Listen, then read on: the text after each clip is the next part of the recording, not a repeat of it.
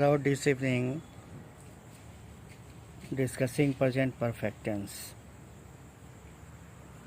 Perfect means complete. Completion is perfection. That you have achieved perfection means you have achieved completion. Then now you are now not required to go above it or to do it more. That is perfection. And from perfection it is perfect. From perfect it is perfection. Perfection is noun, perfect is you can say that it is an adjective. So any completed action in present time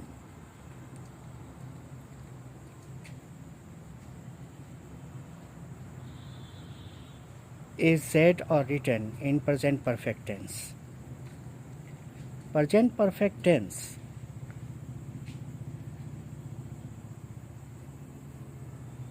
is associated with the finished point of an action, end point of an action. The work has started, the work has gone through its middle way, and the work is now finished. So this end point finished is all the sense that present perfect tense carries with it. So in present time, if you see that the work is complete, you can perfectly say it in present perfect tense. She has watered the plant. She has watered the plant. That means the work of watering is complete in present time, and now it is not required to water it again or do this work of watering more. So just catch up this sense. When you have to speak a completed action, a finished action, the action which has been culminated, that particular action, just say it in present perfect tense. Friends, present perfect tense is characterized with the presence of helping verb has, have, and V3, which is past participle form of verb. Go, went, gone, eat, ate, eaten, write, wrote, written, here, written, eaten, and gone. These are the past participle of the same verb, and this past participle is the theme point of present perfect. Only V3 is associated with perfect, or only V3 is associated with any completed action. So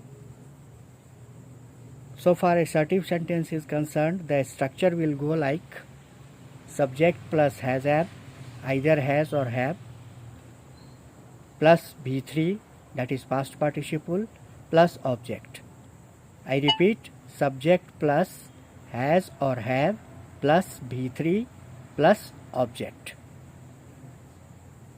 This is the affirmative structure of assertive sentence.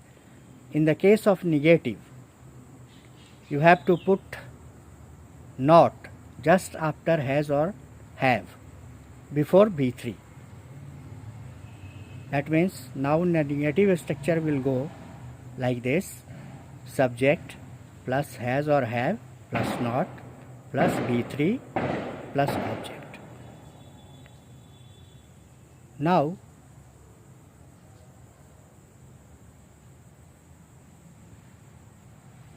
what we have to remember or bear in mind when present perfect tense you have to use,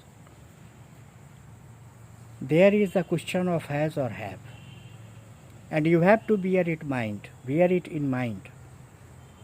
Like V5, has is used only with the case of third person singular number. Third person singular number, the pronouns are he, she, it, and any one name you can use as subject. So if he, she, it, or any one name like Mohan, Sohan, Jack, Johnny,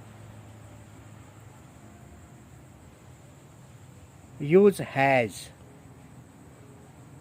just after it. And that means I am just simplifying it for your convenience, that he has, she has, it has, Johnny has, Jack has. They are one name, single subject. So you have to remember, never say he have, she have, it have, Jack have, Johnny have, never. Because has always contains a sense of singular, to be singular in number, singular or to be singular in number.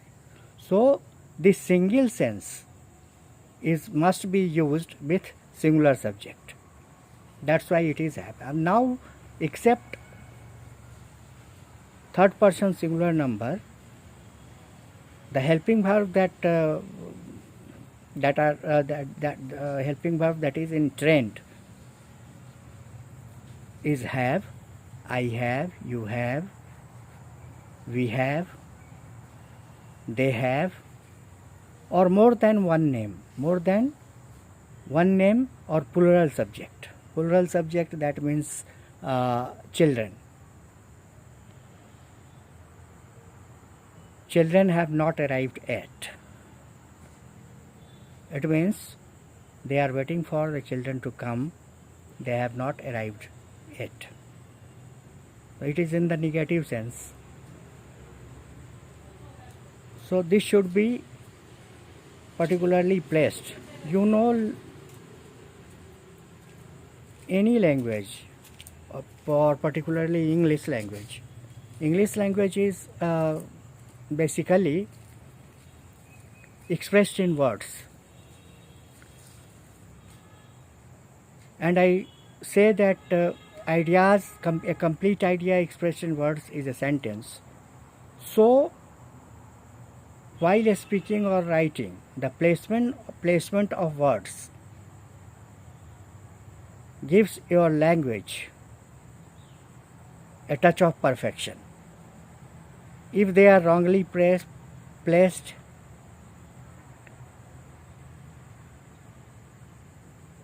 if wrong words are chosen, then your language is a crush. So remember only two things with perfect tense, present perfect tense. It is has have plus V3. Change your subject, change your object, but don't change these. And remember, has with third person singular number and have with all others. So it is very simple. Initially it may appear that it is very tough to understand tense, particularly present perfect tense. Yes, one thing is tough, that is, you must have the correct idea of V3, that which verb has its V3 form. If it is go, it is gone, V3 form. If it is eat, then it is eaten. If it is cut, then it will remain cut. Okay.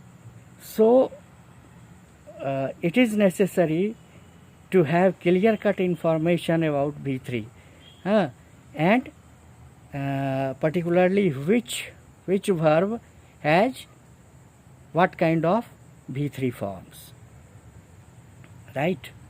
So only this one is tough, otherwise structure is very simple. Use pick up subject, pick up your has have, pick up your V3 and pick up your object. That will form the simple sentence. Now one more thing that you should have in your appreciation or have in your knowledge, that two adverbs, recently and just now, these two adverbs are frequently used with present perfect tense. And one verb, ever. Ever is used with present perfect tense, but in interrogative sentences only. Have you ever seen Lal Killa? Have you ever wrote a book? Ever is used in interrogative sense. But just now, recently, at present cannot be. Only just now and recently. Yes, the chairman has arrived just now. But this is the adverb.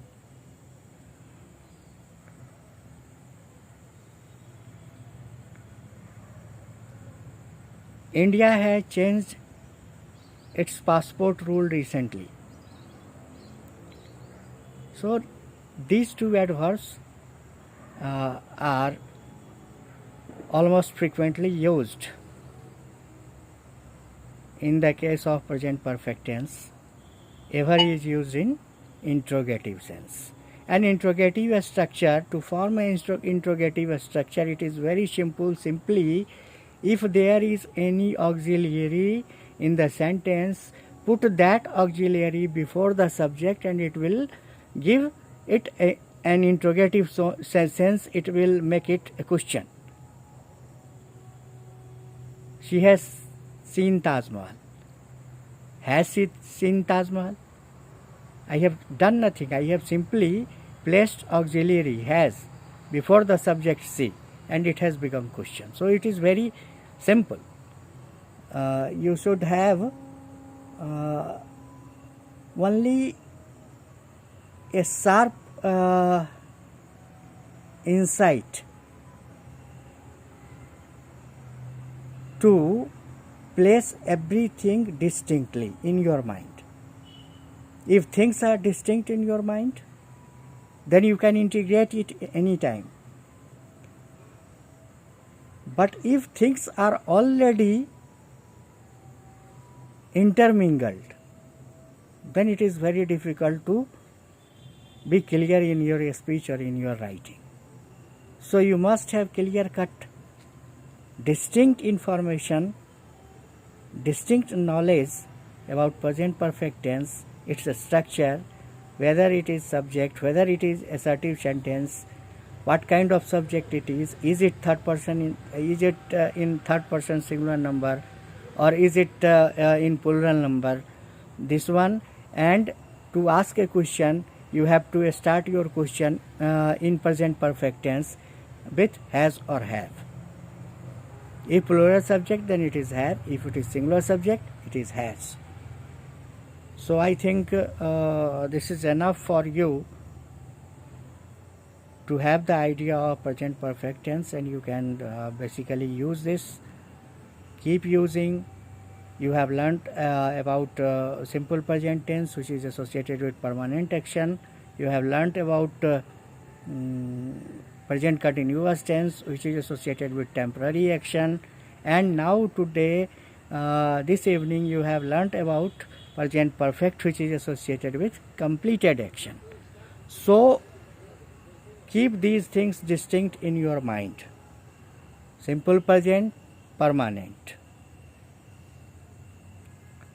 present continuous temporary, present perfect completed one, right? And a structure is very clear, subject plus has or have plus V3. This V3 you must have to remember and learn all the V3s of the verb that you use in your day-to-day speech. That can be a big problem if you at this particular time you forget to memorize the V3 of all verbs that you use in your day-to-day speech. So only this is tough. Otherwise, present perfect tense is a very simple tense to learn. So it is subject plus has have plus V3 plus object. Then if it is question, just place has have before subject, has or have plus subject plus V3 plus object. You can now ask a question in present perfect tense for the all completed action in present time. You can give its answer in assertive sentence, that is placing subject or making subject your first word while speaking. Then it will be clear all. Thank you very much. You have learnt about completed action. Now our this session is also complete. Thank you very much.